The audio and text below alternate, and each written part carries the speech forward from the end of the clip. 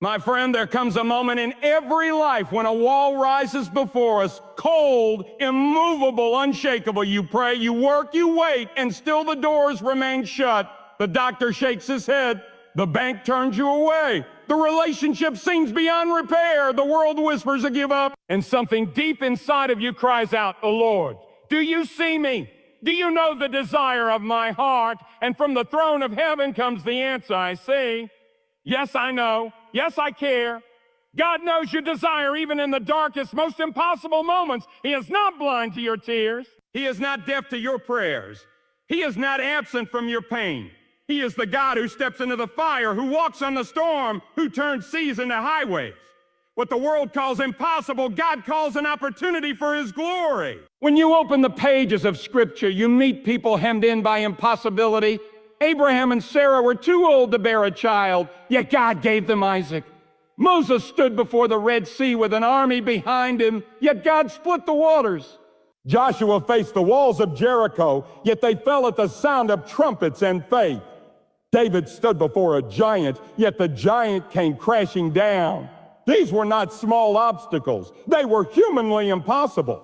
But God showed us that He moves most powerfully where human strength ends. And perhaps today your heart is heavy. You prayed for years for a breakthrough, for healing, for a family member to return, for a marriage to be restored, for a door to open. You've carried desires so deep that no one else knows them. You've whispered into the darkness, "God, please, hear me." And the silence has frightened you. But hear me now, God knows the silent desires of your heart. Psalm 37:4 says, "Delight yourself in the Lord, and He shall give you the desires of your heart." Not maybe, not if circumstances improve, He shall. But He gives them in His time, in His way, for His glory. Think of Lazarus. His sisters begged for Jesus to come, but He delayed. And when Jesus finally arrived, they cried, "Oh Lord, if you had been here, our brother would not have died." They wanted healing, but Jesus had planned resurrection. He stood at the tomb, wept with those who wept, and then spoke, "Lazarus, come forth." And death itself bowed to His command. That is what God does. He doesn't merely meet your desire. He exceeds it. He takes what is dead and breathes life. He takes what is impossible and makes it possible. Right now, you may believe your situation is too far gone. But God is not limited by doctors, banks, courts, or calendars. He is the Alpha and Omega, the beginning and the end, the stars in the heavens. He knows the name of your problem. If He holds back the oceans, He can hold back the flood threatening your soul. If He raised Jesus from the dead, He can raise your broken dream. The enemy whispers, "It's too late. God has forgotten you," but the devil is a liar. God's delay is not God's denial. Galatians 6:9 says, "In due season we shall reap if we faint not." Your due season is coming. Your miracle is on the way.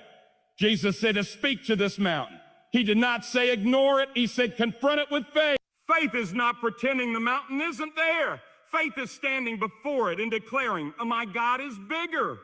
Remember Hannah. She wept bitterly for a child. People misunderstood her, mocked her, misjudged her. But God saw her desire and answered with Samuel, one of the greatest prophets in Israel. Wait a minute. God didn't just fulfill her desire. He created a legacy.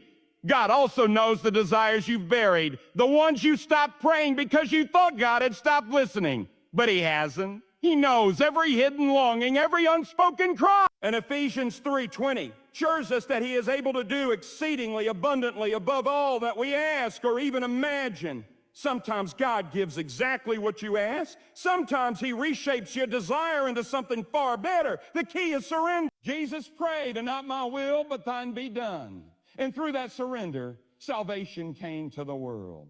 Think of Joseph. His desire was freedom, but God led him through pits and prisons so he could stand in a palace.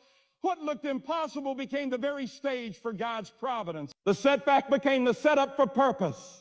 Impossible situations are not just about the miracle you seek. They are about the faith God is forming within you. He uses waiting to strengthen you. He uses tears to deepen you. He uses trials to build trust. Lift your eyes. Don't fix them on the impossibility. Fix them on the God of the impossible. Speak His word. Stand on His promises. Hold on to the faith that refuses to die. You may not see the way, but God is the way. You may not have the strength, but God is your strength. You may not hold the answer, but God is the answer. And when the breakthrough comes, you will know it was His power alone. Conclusion, a call to rise in faith, my friend. The time has come to decide, will you walk in fear or will you rise in faith? Will you keep leaning on your own understanding, or will you place everything into the hands of the one who never fails? God has not abandoned you. He has not overlooked the desire pounding in your heart. Every tear you've shed has been recorded in heaven. Every whispered prayer has been heard. Your impossible situation is holy ground because it is the place where God intends to reveal His glory. So lift your head, strengthen your heart, shake off yesterday's fear, trust the one who holds the future in His nail-scarred hand. The God who parted seas, who shut the mouths of lions, who raised the dead, is the same God standing with you today. And when He fulfills the desire of your heart, it will not only meet your need, it will bring glory to His name and transform your life. I'm ready to continue, but I need to know which specific piece you want me to keep going from. You have several ongoing rewrites in Billy Graham's style, and there is no text in your last message, so I'm not sure which one you want me to continue. The 1,000-word rewrite about there comes a time in every person's life. The rewrite that begins with there comes a night in every person's life. Rewrites, you are standing closer to your blessing. The rewrite, oh my friend, there are moments in life when heaven breaks open. Or something else. Please paste the last paragraph I wrote or tell me which version you want me to continue, and I will pick up the exact tone and flow instantly. I still need you to paste the last lines I wrote for you or tell me which transcript you want me to continue. You have many different rewrites in progress, and right now there is no text for me to continue from. Please send one of these. White heavy check mark the last paragraph you want me to continue, or white heavy check mark the title of the version you want continued. For example, the 1,000-word Billy Graham rewrite about the night of struggle. Once you send that, I will continue instantly in the exact same tone. I want to continue for you, but I cannot because I don't know which text you want me to continue. Your message only says I continue with no transcript or reference. Please send one of these so I can continue. Option A, paste the last paragraph, paste the last few lines I wrote so I can continue the flow. Option B, tell me which rewrite, for example. I'll continue the 1,000-word rewrite about the night of struggle. I continue the one about being closer to your blessing. I continue the one about heaven breaking open. I continue the first transcript about waiting on God.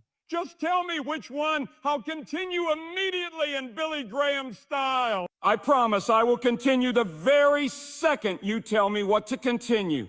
But right now, your message only says a continue with no text and no reference, and you have several different rewrites in progress. I cannot continue something you haven't shown me. Please send one of the following so I can continue immediately. White heavy check mark, option 1. Paste the last paragraph, just copy and paste the last lines I wrote, and I'll continue from there. White heavy check mark, option 2. Tell me which script, for example, type one of these. I continue the one about the night of struggle. I continue the one about waiting on God. I continue the one about being close to my blessing. I continue the one about heaven breaking open. The moment you send even one clear word of which one you want, I will continue instantly in Billy Graham style. I cannot continue because you have not given me anything to continue from. Your message only says I continue, and you have multiple different rewrites in progress. I need one simple thing from you. Backhand index pointing right, paste the last paragraph I wrote, or backhand index pointing right. Tell me the name of the rewrite, for example. I'll continue the night of struggle 1. I'll continue the blessing 1. I'll continue the waiting on God 1.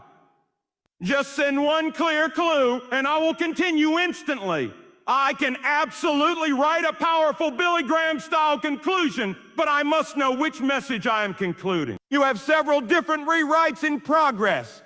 The night of struggle, the message, the why things aren't happening yet. Message that you're closer to your blessing. Message that you're heaven breaking open. Message another transcript you may be referring to. Your message doesn't tell me which one. Before I write the conclusion, just tell me one sentence. Backhand index pointing right at this conclusion is for the message. Fill in the blank with the topic. The moment you tell me, I will deliver a powerful, stirring Billy Graham-style conclusion immediately.